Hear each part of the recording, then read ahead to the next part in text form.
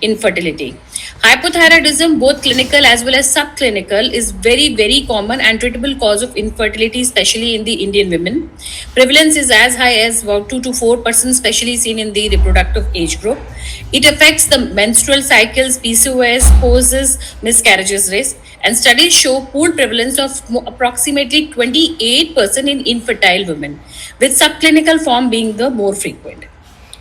So, this slide of mine depicts the prevalence of thyroid disorders in each state and union territory. And as we are in Delhi, so that in Delhi, the rate is as high as about 5926 per lakh women, so which is quite high. Hence, there is a need for routine thyroid testing in reproductive age group women and for early detection, hormonal therapy, and for significantly improving the outcomes. Many of my slides, you will find that it's a repetition, but it is important to always take some take-home messages. So let's begin. Thyroid hormones have profound effects on the reproduction as well as pregnancy, as we all very well know. Its dysfunction implicates a broad spectrum of reproductive disorders ranging from abnormal sexual development to menstrual irregularity and infertility. Thyroid dysfunction can affect fertility in various ways, resulting in anovulatory cycles, luteal phase defect, high prolactin levels, and sex hormone imbalances. So, अगर हम मोटे शब्दों में समझें तो right from the beginning till the end means right from ovulation till the luteal phase support till the implantation, then after that continuation of pregnancy, in everywhere a normal thyroid hormone level is very important. Therefore, normal thyroid function is necessary for fertility, pregnancy, and to sustain a healthy pregnancy, as I've already said. So in my presentation, I would like to highlight specifically about the subclinical hypothyroidism. Now, what is this subclinical hypothyroidism?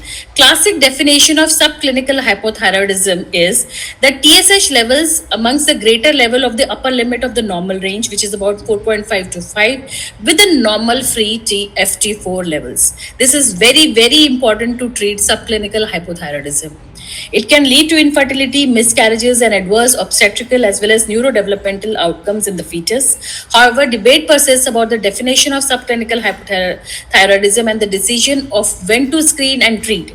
When I was preparing about this presentation, I've read various articles and I've read the special guidelines given by the American Society, and they are they were inconclusive as to whom to treat. But we are very sure in Indian scenario that whom to screen and when to screen. Screening of hypothyroidism is essential for every woman coming to your clinic. So because it is of the very high prevalence of hypothyroidism as well as subclinical hypothyroidism in our country, as I've already said, that hypothyroid affects ovulation, luteal phase defects, fertilization, and then implantation. Why? How does it happen? It happens because thyroid receptors are present on the ovaries, and abnormal thyroid levels impair the follicular genesis. So ovarian granulosa cells, they have the thyroid receptors, and when these thyroid receptors are there and the thyroid hormone is less, it results in anovulatory cycle. This presence suggests that TSH and thyroid hormones act directly on the ovaries to help regulate their function. TSH stimulation has been shown to increase cyclic adenosine monophosphate concentrations in human granulosa cells, indicating the functional receptors. Subclinical hypothyroidism, as I've already mentioned, this is the part which is actually missed because we are a little skeptical that the TSH is there, though it is there on the higher side, but it is not as high. So why to start and then with the normal FT4 levels? So we, as gynecologists, we tend to avoid giving thyroxine, which should not be done. Then, coming to the another aspect of the hypothyroidism is autoimmune thyroid disease, TPO positivity, which is very important, again neglected and important factor in hypothyroidism, as it increases the risk of infertility, miscarriage, and of course it has a very poor ART outcome. Women with TPO antibodies have a very high prevalence of infertility and potential risk of even diminished ovarian reserve, that is, they have low AMH levels, and the relative risk for female infertility is increased in TPO antibody positive women. So how the hypothyroidism, it causes prolactin dysfunction also. Just look at the diagram. It shows that the from the hypothalamus, the thyroid releasing hormone, it stimulates the production of prolactin, and that is how it increases. If the TSH is more, it stimulates to increase production of prolactin, which is another again cause of infertility. So every infertility patient is considered high risk. So TSH screening is mandatory. I think none of us is there amongst us who doesn't, prescribe TSH. We actually do it for the younger girls also visiting to us with a simple menstrual disorder. So thyroid is very important. TSH तो important है ही है, साथ में FT4 levels are also equally important in infertility as well as in pregnant ladies. So untreated hypothyroidism increases early pregnancy loss by 2 to 3 times. As I've already said, who should be screened? Everybody, all women with infertility, primary or secondary, must be screened for TSH. It should be a universal screening. And especially women undergoing ovulation induction, undergoing procedures of IUI, IVF, ICSI, they should always also, of course, should be tested before even starting the procedure. And women with recurrent pregnancy loss or poor ovarian reserve, they also require thyroid evaluation. The thyroid evaluation may you do test TSH, FT4, but also test for free TPO antibodies. So this diagram shows various symptoms, as we all know: fatigue, sleepiness, cold intolerance, goiter, dry skin. Think of thyroid. Patients with a history of unexplained or stunted growth, dementia, psychiatric diseases, some genetic syndrome, some dermatological conditions, hyperlipidemia, very common. If patients with increased triglycerides level and everything normal, think of hypothyroidism. Cardiovascular disease, autoimmune disease, think of hypothyroidism. And pregnant ladies with a history of thyroid disease, with a history of recurrent pregnancy loss, with a history of type 1 diabetes mellitus, or with menstrual abnormalities, think of plasma TSH measurement. So what are the tests we should order? As I've already said, TSH, which is the most sensitive. If TSH is abnormal, add free T4. And TPO antibodies must be checked in infertility, recurrent pregnancy loss, subclinical hypothyroidism, and ART cycles.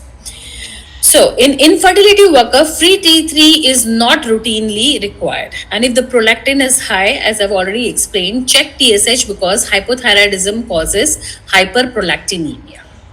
Now, the important focus of ours who are amongst here listening to the infertility stalwarts should be, what should we do? What should be the treatment target prior to pregnancy?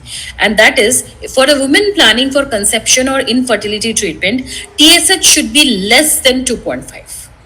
If on levothyroxine, adjust the dose to maintain low or normal TSH, ideally between 1 to 2. जैसे हम pregnancy में कहते हैं भाई 3 तक रखिए, तो before pregnancy, if the patient has come to you and you are lucky enough to find out that she is subclinically hypothyroid, just maintain her TSH level to be below 2.5. With subclinical hypothyroidism with TSH more than 4, it must be treated irrespective of the TPO status. Subclinical hypothyroidism with TSH 2.5 to 4 should be treated if TPO positive or if undergoing IVF or ICSI. So if TSH is high, give levothyroxine. If TSH is 4, TPO antibodies are negative, don't give. If TSH is between 2.5 to 4 with TPO antibody positive, undergoing IVF and ICSI, you must treat. So, levothyroxine is the treatment of choice. Start from a minimal dose of 25 to 50, and depending upon the TSH elevation and weight, you have to decide on the dose and then check every 6 weeks until the target is achieved. Start the treatment even if mild elevation is there, and if you are planning an ovulation induction, thyroid stability, improve response. As I've already said, that physiologically, right from the ovulation till the implantation and then sustaining of pregnancy, proper thyroid level is important. So treat when you diagnose. In ART cycles, achieving target TSH before stimulation improves the oocyte quality and reduces the miscarriage. It is very important that it reduces the miscarriage also. Avoid the overtreatment. Free T4 should never exceed the upper limit. Free T4 should never ever exceed the upper limit. And if the patient is autoimmune thyroid disease, TPO positive, they have higher risk of miscarriage. We all know, treat even if the TSH is normal or high, more than 2.5. Selenium 100 microgram per day may reduce the TPO titers. The evidence are moderate, but they are there. TPO positivity affects IVF outcomes. Levothyroxine improves the implantation and live birth rates. So special scenarios in infertility management is in PCOS, hypothyroidism is 2 to 3 times more common, and that's why treating improves ovulation and reduces the androgen excess, and then again it will improve the quality of the oocyte also. In hyperprolactinemia, treat hypothyroidism first. Prolactin often normalizes without dopamine agonists. But practically, you can support with dopamine agonists simultaneously. So, ready to use message for gynecologists and infertility clinics are universal TSH screening for all infertility patients is very, very essential. Target TSH is less than 2.5 before conception on ovulation induction, IUI or IVF. Treat subclinical hypothyroidism aggressively when TPO positive and undergoing ART. Levothyroxine improves the cycle regularity, ovulation, endometrial health, and pregnancy outcomes.